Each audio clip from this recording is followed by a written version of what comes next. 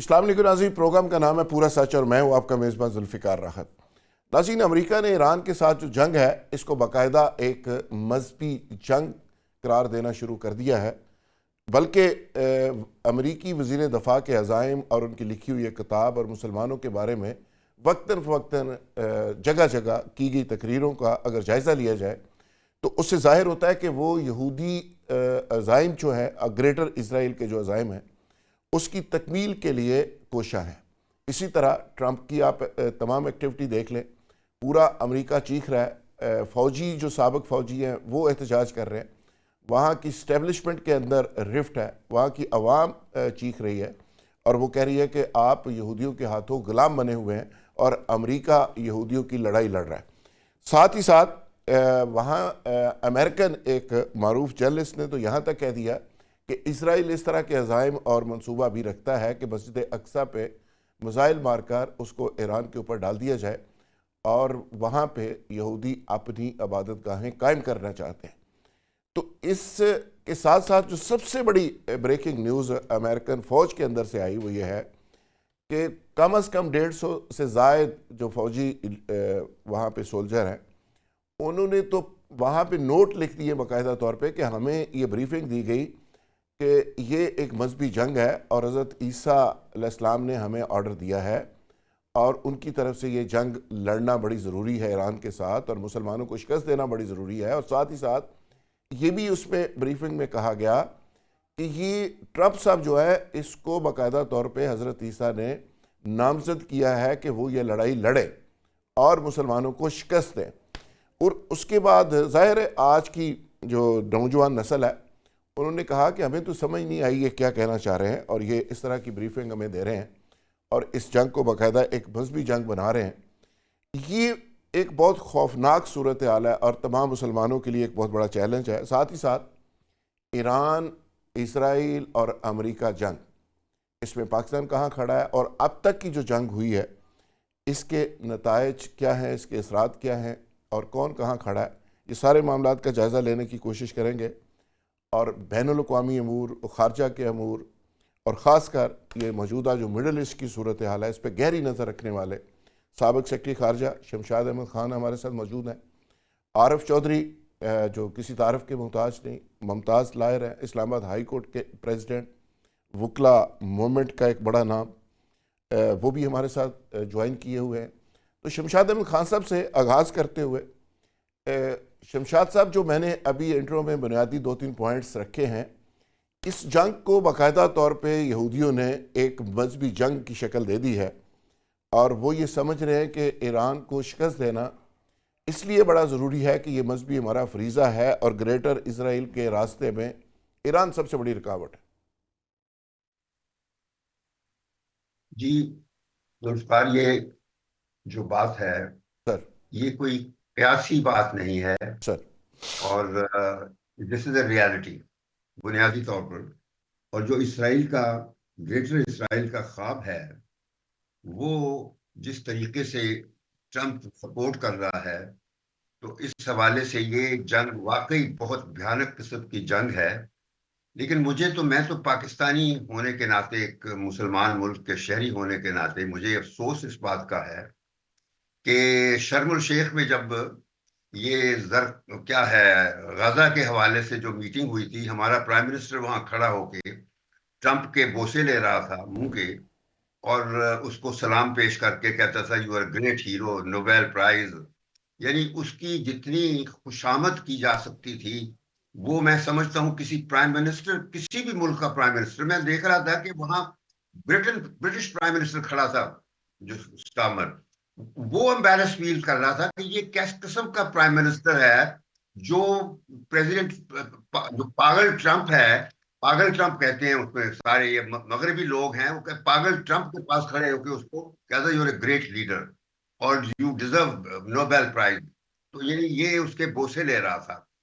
تو اس کے بعد جو ایک اور بھیانک ریالٹی اس جو ہے زائنسٹ کی جو لڑائی کی سامنے آئی ہے وہ ہے کوئی 160 بچیاں جو شہید کی گئی ہیں، جس طریقے سے ایک اسکول میں، ایران کے اسکول میں ان کو شہید کیا گیا ہے۔ میں تو اتنا مجھے افسوس ہو رہا ہے وہ سین جب میں دیکھتا ہوں شرم الشیخ میں पाकिस्तान का प्राइम मिनिस्टर खड़ा होके प्रेसिडेंट ट्रंप को किस किस्म की ट्रिब्यूट पे कर रहा है, और इस तरफ वो प्रेसिडेंट ट्रंप जो है वो उन 160 बच्चियों को शहीद करने वालों में बंदा है, यानी धड़ाधड़ इनडिस्क्रिमिनेट बॉम्बिंग कर रहा है। तो ये तो इस वक्त तो असूलन तो पाकिस्तान के अवाम ये तवक्को करते हैं कि हमारा प्राइम मिनिस्टर पाकिस्तान की पार्लियामेंट में खड़ा होकर अपने वो सारे अल्फाज वापस ले जो उसने ट्रंप की हिमायत में किए या ट्रंप की खुशामद में किए, क्योंकि ये एक पाकिस्तानी अवाम की बेइज्जती है सच्चे मानों में। तो मैं बस सिर्फ अभी फिलहाल तो यही कहूंगा, बाकी जंग तो जारी है, इसके जो भी आंदा डेवलपमेंट्स होंगी वो सामने आती जाएंगी और बात करेंगे। अलबत्ता एक और रियलिटी जो आई है वो आपने वो भी नोट की होगी कि एक प्रोफेसर है कनाडा में, और प्रोफेसर जियांग, सर उसने पेशीन गोइयां की थी पिछले अमेरिकन इंतखाब से पहले, 2000 जब ये 24 में जब इंतखाब होना था उससे पहले उसने पेशीन गोई की थी, और उसने कहा था कि मैं पेशीन गोइयां 3 करता हूं कि ये ट्रंप जीत जाएगा इंतखाब नवंबर अच्छा में, जो 2024 में इलेक्शन हुआ वो जीत गया।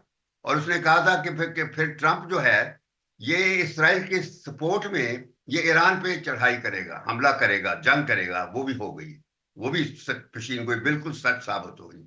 फिर उसने ये भी कहा था कि वो उस जंग में अमेरिका को बहुत बदतर शिकस्त होगी।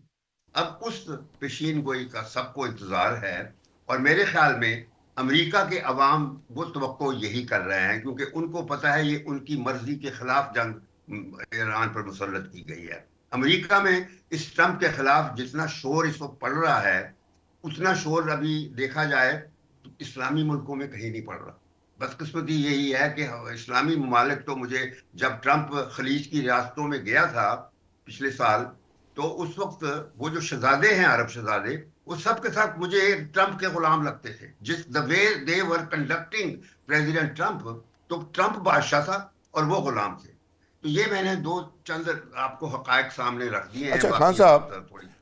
इसमें जो सबसे इम्पोर्टेंट बात है, अभी हमें फरदोस शमीम नकवी साहब ने भी ज्वाइन कर लिया है और पीटीआई के सीनियर रहनुमा हैं, बड़ी दमंग गुफ्तगू करते हैं। एजाज आलम साहब मेंबर सूबाई असम्बली नून लीग के सीनियर रहनुमा, वो भी हमारे साथ मौजूद हैं, स्टूडियो में तशरीफ़ ले आए। इनके साथ भी गपशप जारी रहेगी। लेकिन खान साहब, एक सवाल आपसे, और मैं चाहता हूँ कि आपकी इन्हीं गुफ्तगू को लेकर आगे चलें, और आपका माशाल्लाह बड़ा एक्सपीरियंस है।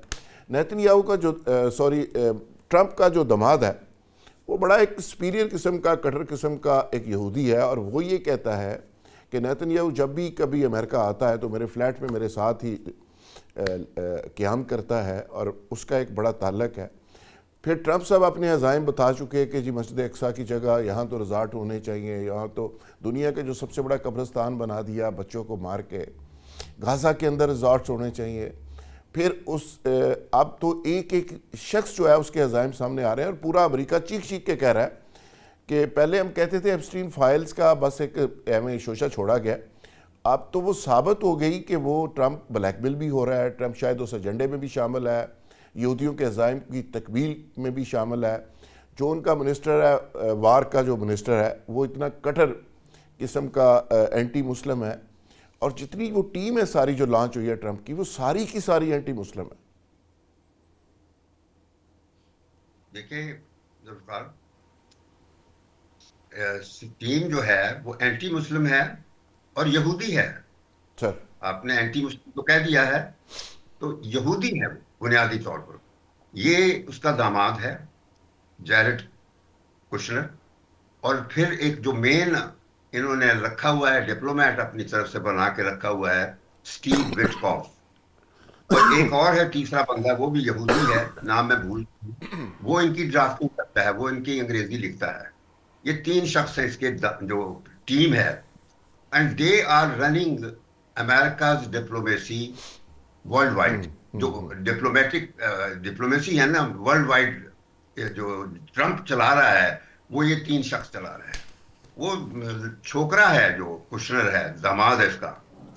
तो ये जो कुछ हो रहा है ये दुनिया के साथ मजाक ही नहीं है, बल्कि जो आलमी कवानीन हैं उनकी ब्लेटेंट वायलेशन हो रही है। اقوام متحدہ کا چارٹر جو ہے وہ بہت پورے طریقے سے اس کو وائلیٹ کر دیا گیا، اس کو سیٹ اسائڈ کر دیا گیا ہے. ایسے وہ ہی جو چارٹر کی کتاب ہے وہ انہوں نے سب جگہ سے نکال کے رکھ دی ہے کہ میں نہیں یہ مانتا. اور میں ایک چیز اور بتا دیتا ہوں، میں چونکہ امریکہ جب سے ہم آزاد ہوئے ہیں، امریکہ تو خیر ہم سے 200 سال پہلے ہو گیا تھا، لیکن جب سے ہم آزاد ہوئے ہیں تو یہ بدقسمتی تھی ہماری کہ ہمارے قائد تو چلے گئے جلدی، اللہ کو پیارے ہو گئے 1.5 سال بعد ہی، اور انہوں نے ہماری جو منزلیں تھیں ان کی نشاندہی کر دی تھی. انہوں نے ہمیں بتا دیا تھا جو مڈل ایسٹ میں جو فلسطین ہے، مسلمانوں کے لیے سولیڈیرٹی ہے، جو ہماری منزلیں تھیں وہ ڈیفائن کر دی تھی، اور ہماری فارن پالیسی کا وہ کانسٹنٹ بن گئی تھی.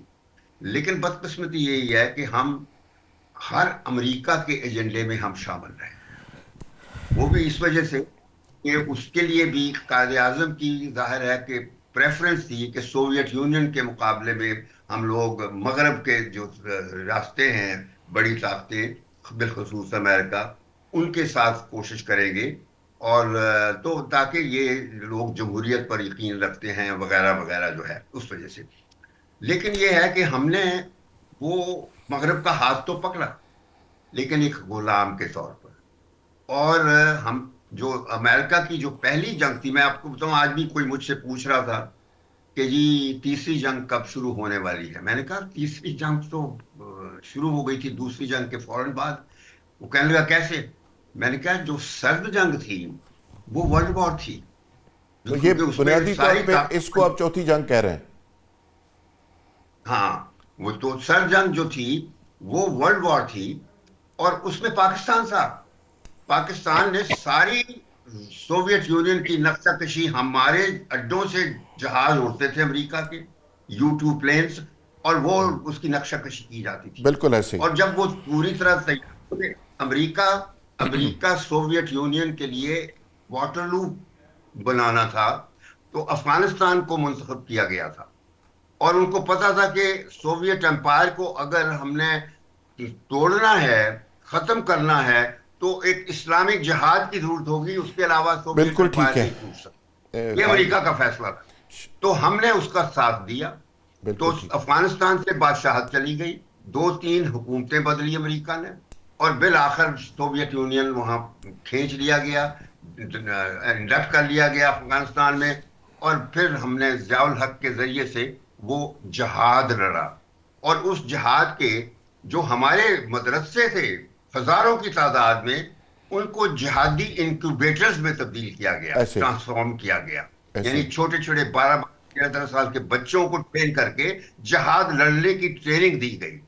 اور اس کی جتنی چیزیں چھپتی تھیں، سپارے عربی کی ڈاکیومنٹس، وہ ہمارے ملک میں نہیں چھپتی تھیں، وہ چھپتی تھی ساری امریکہ میں. اور اس وقت امریکہ میں وہ اسامہ بن لادن بھی وہیں آ گیا تھا، وہ امریکہ کی مدد کر رہا تھا.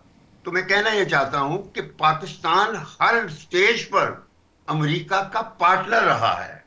تو وہ سرد جنگ جو تھی وہ پھر یعنی امریکہ سوویت یونین نے 79 میں انویڈ کیا افغانستان، اور ادھر 79 میں ایران میں بھی انقلاب آ گیا تھا، وہاں اوکے بھی تبدیلی بہت بڑی آ گئی تھی. اوکے اس میں امریکہ کو بڑی پھینٹی پڑی تھی.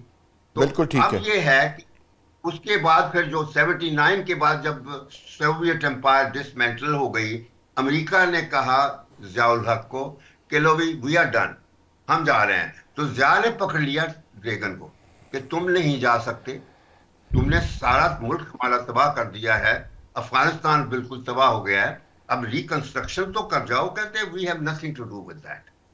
تو اس پہ ضیاء کی اور ریگن کی ایک طرح سے لڑائی ہوتی تھی. ہمارے ہاں جو سول ملٹری بیوروکریسی ہے، امپیریل کنیکشنز والی، ان کو یہ بات نہیں پسند آئی کہ ضیاء نے کیوں لڑائی لی امریکہ کے ساتھ.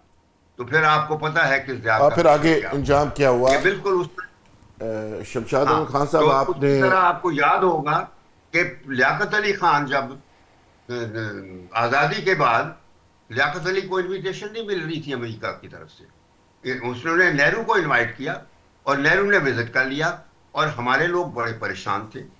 تو میں چونکہ فارن آفس سے تعلق رکھتا ہوں تو میں پورے ریکارڈ کی بنا پر آپ سے یہ شیئر کر رہا ہوں کہ لیاقت علی خان لندن سے کانفرنس کے بعد واپس آ رہے تھے، تہران میں رکے، اور اس وقت ہمارے سفیر تھے وہاں اپنا راجہ غضنفر علی خان. تو راجہ غضنفر نے اپنے گھر پہ کھانے پہ بلایا ہوا تھا کچھ امبیسڈروں کو، اس میں سوویت یونین کا امبیسڈر بھی تھا، وہ آذری تھا اور مسلمان تھا. تو وہاں پہ جو ہمارا فارن سیکرٹری تھا اس نے اس سے باتیں کرتے ہوئے یہ کہا کہ رام اللہ سے کون سے انہوں نے کہا کہ ambassador can you get us invitation from Stalin for our prime minister to visit Moscow. تو اس نے کہا میں بالکل، مجھے ایک ہفتہ دے دیجیے. اب یہ دیکھیے گیم ہم کیسے کھیل رہے ہیں. تو ایک ہفتے کے بعد ہمیں انویٹیشن آ جاتی ہے امریکہ سے. اسٹالن کی طرف سے، پرائم منسٹر. ہم نے وہ انویٹیشن لے کے ایسے کر کے دنیا کو دکھا دی کہ ہمیں یہ انویٹیشن آ گئی ہے. اس سے اگلے دن ہی ٹرومین نے بھی انوائٹ کر دیا Liaquat, and that is what we wanted. اور ہم لیاقت علی کو نے انویٹیشن آ گئی، اور ہم نے سوویت یونین کی انویٹیشن ایک طرف رکھی اور ہم بھاگے بھاگے لیاقت علی خان امریکہ چلے گئے. بگلے. جتنے 2 ہفتے نے وزٹ کیا تھا اتنے 2 ہفتے ہمارے پرائم منسٹر نے کیا. جس بالکل طرح ٹھیک. کی پروٹوکول نہرو کو ملی تھی ہم ملی تو ایک طرح سے ہم نے برابری کر دی تھی. لیکن آخری وقت پہ جب ٹرومن کی میٹنگ ہوئی لیاقت کے ساتھ، اس نے کہا prime minister I need your help. اس نے کہا کیا؟ کہتا ہے we need a military contingent of yours in Korea. وہاں کوریا کی جنگ شروع ہو چکی تھی 50 میں. تو لیاقت علی نے کہا سوری، ایبسولوٹلی ناٹ. اس نے یہ جواب دیا ایبسولوٹلی ناٹ، اچھا. بیکاز ہم جنگیں نہیں، ہم نے اپنے سارے لوگوں کے ساتھ پیس رکھنا ہے، امن رکھنا ہے، یہ ہمارے قائد کا فرمان ہے. اس نے صاف شمشاد کہہ احمد دیا. خان صاحب، آپ کی گفتگو اتنی دلچسپ اور اتنی حقائق پہ مبنی اور ورق در ورق پوری تاریخ ہے اس میں، اور یہ میں چاہوں گا کہ دوبارہ آپ یہاں سے ہی کنٹینیو کریں، دوسرے دوستوں کو بھی ذرا شامل کرتے ہیں. بہت ہی انٹرسٹنگ گفتگو آپ کی. عارف چوئی صاحب، شمشاد احمد خان صاحب کی تو گفتگو شروع ہو تو گھنٹوں پہ محیط ہوتی ہے ماشاءاللہ، اور ایسی زبردست تاریخ ہے.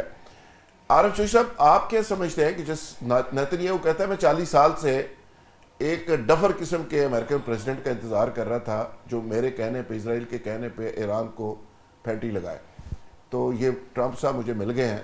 اور جس طرح نیتنیاہو کا داماد جو کٹر یہودی ہے اور وہ بھی بڑا دوست ہے اس کا، تو یہ کیا ہو رہا ہے سارا، کیا دیکھ رہے ہیں آپ؟ دیکھیں، ایک بات تو آپ نے بہت اچھی کی جو آغاز میں آپ نے انفارمیشن دی کہ یہ ساری کی ساری صورتحال جو ہے اس کو مذہبی رنگ دینے کی کوشش کی جا رہی ہے. ہماری تاریخ یہ رہی ہے، بلکہ دنیا کی تاریخ یہ رہی ہے کہ جب بھی کوئی آپ نے ذاتی مفاد کے لیے لڑائی لڑنی ہوتی ہے، اپنے ملکی مفاد کے لیے یا بالکل ذاتی، وہاں رنگ جو ہے اسے مذہبی دے دیا جاتا ہے، کیونکہ مذہبی رنگ چڑھنے کے بعد پھر بہت زیادہ ہی جذبات بھی آتے ہیں. اور جس طرح ہمارے ہاں جس طرح شمشاد صاحب نے حوالہ دیا، پاکستان کے ساتھ بھی یہی ہوا کہ وہ جنگ جو پاکستان کی قطن نہ تھی اور آپ سارے تسلیم کر رہے ہیں، اس جنگ میں پاکستان کو جہاد پرووائڈ کرنے کے لیے اور ایکسپورٹ کرنے کے لیے کہا گیا اور پاکستان نے جہاد فراہم کیا. دوسری بات جو ابھی آپ نے ایک بات جو آپ سوال تھا آپ کا پہلے کہ جی کیا صورتحال ہے کہ اب یہ کامیابی کی طرف جا رہے ہیں یا نہیں، اور پروفیسر جیانگ کی بات جس کا حوالہ شمشاد صاحب نے دیا، میں اسے انڈورس کروں گا کہ جو آخری بات انہوں نے کہی تھی پروفیسر جیانگ نے، وہ یہ کہ بھئی اب یہاں طاقت کا توازن بدلے گا اور بدترین شکست جو ہے وہ امریکہ کو ہوگی، اور وہ آپ کو نظر آ رہی ہے. اور آپ دیکھیں کہ ہوا کیا، نیتن یاہو نے تو استعمال کیا، اور اس لیے اسے استعمال کیا کہ نیتن یاہو کا سارا ہوم ورک آلریڈی ایپسٹین کر چکا تھا، اور وہ ساری کی ساری صورتحال میں وہ ان کے ہاتھ میں ایک یعنی یوں سمجھے کہ پان ہوتا ہے، یعنی وہ قابو آیا ہوا ہے اس کی اپنی، اور پپٹ اس کو کہا گیا، امریکن جو ہے اسے کہہ رہے ہیں کہ وہ اس کا پپٹ ہے. تو اس نے اپنی نہ کانگریس سے پوچھا اور نہ ہی کسی یعنی اس معاملے میں قوم کو اعتماد میں لیا.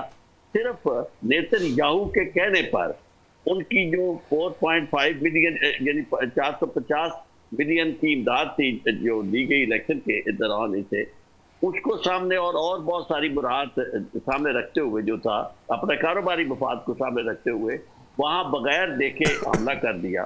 اب یہ بات جو میں اب آپ کو کہنے والا ہوں، یقین مانے یہ امریکن پروفیسر کی بات تھی جو اس نے تجزیے میں کہا، اس نے کہا کہ اسے لفظ ایڈیٹ استعمال کیا اس کے لیے، اپنا ٹرمپ کے لیے، اور اس نے کہا کہ اس ایڈیٹ کو یہ نہیں پتا کہ جہاں آپ جنگ لے کے جا رہے ہیں ان کے لیے شہادت جو ہے وہ تو ان کے ایمان کا حصہ ہے، مقصود اور مطلوب مومن جو ہے وہ شہادت ہے۔ اور اس نے میں نے کہا انہیں تو کربلا کا بھی نہیں پتا ہے ایڈیٹ کو کہ کربلا کیا تھی، اور اس میں نہ حسین کا انہیں پتا ہے نہ حسینیت کا پتا ہے، اور یہ وہاں جا گھسا ہے جہاں وہ تو سارے کے ساری قوم جو ہے ان کی ٹریننگ اس بات کی ہے کہ بچہ چھوٹا سا جو ہے وہ امام خامنہئی سے کہہ رہا ہے کہ میں شہید ہونا چاہتا ہوں، اور امام اسے بتاتے ہیں کہ نہیں ابھی آپ کو شہادت کا نہیں، آپ کے اور بہت سارے کام کرنے ہیں۔ اس قوم کے ساتھ آپ دیکھیں کہ اثر کیا ہو رہا ہے۔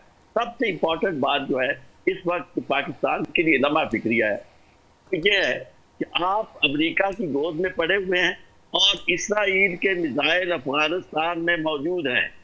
آپ کو سب کو پتا ہے کہ وہاں جب آپ نے جا کے بگرام ایئرپورٹ پہ جا کے مارے ہیں میزائل کو نشانہ تھا، تو وہ کس کے میزائل ہیں؟ اسرائیل کے۔ اور اسرائیل اور انڈیا نے ان دنوں میں آپس میں کر کے انہوں نے ان کے لیے غیر معمولی امداد کا پیکج بنایا ہے، دیا ہے اس کو افغانستان کے طالبان کو۔ یعنی آپ کو اسرائیل تباہ کرنے پہ تلا ہوا ہے، اور آپ اسرائیل کو یعنی بچانے کے لیے اس معاہدے میں شامل ہیں جو معاہدہ اسرائیل کے تحفظ کے لیے ہے۔ اور آپ دیکھیں جو طاقت کا توازن مجھے بدلتا ہوا نظر آ رہا ہے، وہ اس لحاظ سے بھی نظر آ رہا ہے کہ یہ گلف کی جو اسٹیٹس تھیں جو سمجھتے تھے کہ ٹھیک ہے یا اس خطے میں ہم نے امریکہ کو اڈے دیے ہوئے ہیں، بیسز فراہم کیے ہوئے ہیں، لیکن اس کی کوئی کاسٹ ہمیں پے نہیں کرنی پڑے گی، اس کے کانسیکوینسز نہیں ہوں گے۔ اس کے کانسیکوینسز سے ایران نے آگاہ کر دیا تھا کہ جہاں جہاں سے یہ جہاز چلیں گے، جہاں جہاں وہ بیس ہے، they will have to pay the price، اور اب وہ پرائز پے کر رہے ہیں۔ اور آنے والے دنوں میں جو توازن چینج ہوگا وہ یہ ہے کہ جب انہوں نے خود کہا کہ امریکہ سعودی عرب والوں نے کہ ہمیں تو بچانے کے لیے امریکہ نہیں ہے، وہ تو اسرائیل کا تحفظ کر رہا ہے۔